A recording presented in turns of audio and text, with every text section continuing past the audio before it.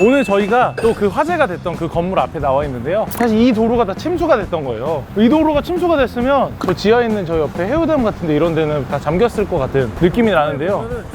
네, 아 그러네요. 꽤 여기 높게까지 찼던 것 같은데 이런 지하에 있는 업종들 이런 데는 많이 피해를 봤을 것 같아요. 그런데 저희 이제 노화의 방주로 가장 유명했던 건물이죠. 반포에 있는 아파트들까지도 주차장에 많은 피해를 봤었는데 여기는 피해를 안 본 되게 멋있는 사례인 것 같아요. 우리나라도 이제 앞으로 사실 기후변화가 워낙 심해서 제가 사실 요즘에 이번에 일을 겪으면서 다시금 걱정이 됐어요. 아, 기후변화가 정말 심하게 되고 있구나. 우리가 알던 장마철에 비가 오고 장마 끝나고 나면 되게 더워지는 그런 우리의 틀도 바뀌게 됐구나 라는 생각 때문에 되게 가슴이 아프고 앞으로가 너무 걱정이 되더라고요. 2011년에 강남에서 한번 크게 침수가 났던 사례가 있는데 그때부터 저렇게 차수막을 설치하는 게 건축법상 이제 의무화가 됐다고 하더라고요. 근데 그것도 어느 정도 건물 규모에 따라 좀 다를 것 같긴 한데 건축을 할 때도 저런 걸 또 감안해가지고 하시면 좋을 것 같습니다.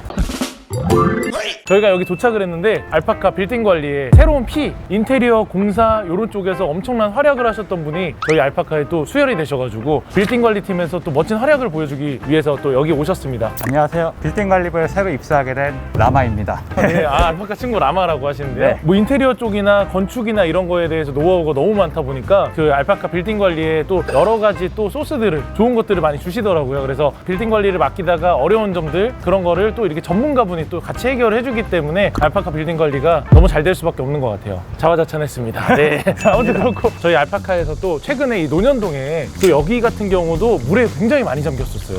그래서 저도 제가 이제 정말 사랑하는 동네 논현동이잖아요. 저희 채널을 보시면 항상 제가 논현동 상권 할 때 저희 영혼을 담아서 하잖아요. 그래서 논현동에 잠긴 소식을 보고 제가 가슴이 아팠거든요. 저기 불난집 저 밑에 가면 되게 유명한 불난집 있잖아요. 불난집 한 반이 잠겼더라고. 물난집이 됐어. 불난집이. 그래서 이 동네 여기까지 다 잠겼었어요. 근데 이 건물 같은 경우가 저희가 최근에 알파카에서 이제 신축 프로젝트도 해드렸고 또 건물까지 이렇게 깔끔하게 지어진 건물이에요. 이게 전에는 막 여기 되게 사연이 많았던 건물이거든요. 진짜 저희가 한 땀 한 땀 알파카에서 만든 건물이라고 생각하는 건물인데 그렇게 신축을 깔끔하게 잘했다 보니까 이번 누수에 피해가 하나도 없었죠. 그 원인이 본 것 같나요? 일단 외부적으로 방수 자체가 신축 건물이기 때문에 크랙 정도 없다고 생각하시면 되고요. 네네. 배구 같은 경우도 지금 배구가 밑으로 오르기 때문에 누수 피해가 없다고 생각합니다. 그러면 이거 일부러 약간 배구를 밑으로 뺀 거네요? 네, 맞습니다. 그럼 건축을 할 때 되게 신경 써서 그다음에 이 지형을 살려가지고 잘 누수가 좀 물이 잘 빠질 수 있게. 그럼 이런 유리 같은 데도 사실 네. 최근에 그런 거 있었거든요. 어떤 음식점도 문 닫아놨더니 물이 안 새가지고 무슨 그런 사진들이 좀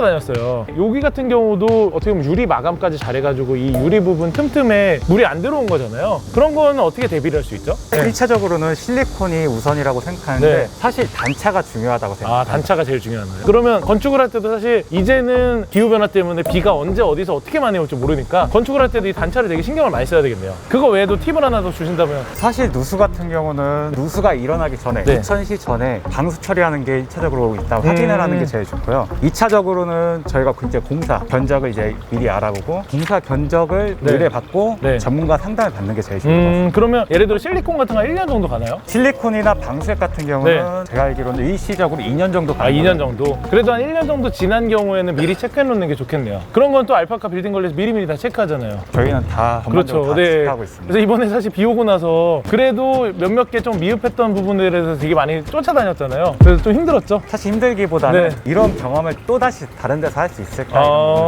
그래가지고 또 그거를 또 저희가 어떻게 대비해야 되겠다. 왜냐면 워낙 노후화된 건물 같은 경우는 저희가 관리 많이 하다 보니까 노후화된 건물 같은 경우는 이런 방비를 한다고 해서도 해결이 잘 안 되거든요. 그러면 한번 그렇게 샜던 부분은 저희가 미리미리 체크를 해놓고 다음에도 어차피 비슷하게 셀 거기 때문에 그 부분에 대해서 최대한 피해가 없게끔 마감 처리하는 방법, 뭐 유도 같은 거 많이 하더라고요. 누수 같은 경우는 대부분의 지금 서울 쪽 같은 경우는 네. 배구가 제대로 잡히지 않아서 물이 고여 있습니다. 대부분. 그러면 만약에 그런 노후화된 건물 같은 경우도 약간 배구를 잘 잡아주면 그런 거에 조금 수습이 될 수 있는 거네요. 좋습니다. 그래서 저희 알파카 빌딩 관리에서는 이렇게 유능한 인재분들하고 앞으로 또 누수들 뭐 여러 가지 문제들에 대해서 저희가 미리 사전적으로 점검하고 있는 요즘의 시기잖아요. 알파카 빌딩 관리에서 내 건물 진단하기를 요즘에 프로젝트를 하고 있으니까 자세한 건 요 기간 내에 이쪽으로 신청을 해주시면 좋을 것 같습니다. 쉽지 않죠, 방송이? 좀 긴장은 되네요. 네, 맞죠. 예, 금방 잘 하실 수 있을 거라고 생각합니다.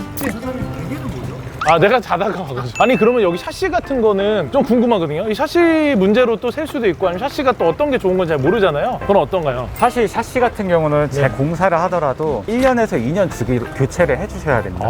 근데 샤시가 거든- 비싸잖아요. 샤시를 교체하는 것보다는 네. 샤시 주변 실리콘을 교체. 아, 결국 실리콘 마감만 잘하면 된다는 거네요. 그렇죠. 그리고 그 주변으로 크랙이 있는지 정확히 확인하는 게 제일 이유가 제일 중요하거든요. 그러니까 내 건물도 사실 내가 내 차 꼼꼼하게 보는 사람들처럼 건물들이 꼼꼼하게 잘 봐야 되는 거네요. 그럼 크랙이 있으면 크랙은 어떤 식으로 보수가 나나요? 사실 크랙은 저희도 1차적으로 초동 조치를 나가는데 그때 같은 경우는 두 가지가 있어요. 실리콘으로 때우거나 네. 아니면 퍼티. 2차적으로는 방수업체 맡겨서 방수를 시멘트에 도포해가지고 아. 마감을 하는 방법이 있어요. 1차적으로는 저희가 하고 2차적으로는 시공업체에서. 저희 성지 과장님이 실리콘 정말 잘 쏘거든요. 예, 유튜브로 많이 보고 네, 아무튼 저희가 또 오늘은 이번 비 피해로 많이 봤던 지역들을 가가지고 되게 비 피해를 잘 방어했던 건물들을 보면서 저희가 좀 사례들을 가지고 이야기를 드렸는데요. 뭐 여러 가지 이런 걸로 어려움이 있었거나 또 고민이 되거나 건물 관리하는데 문제가 있었던 분들이 있으면 저희 댓글로 남겨주시면 관리팀들하고 저희 깔끔하게 답변을 잘 해드리겠습니다. 고생하셨습니다. 수고하셨습니다.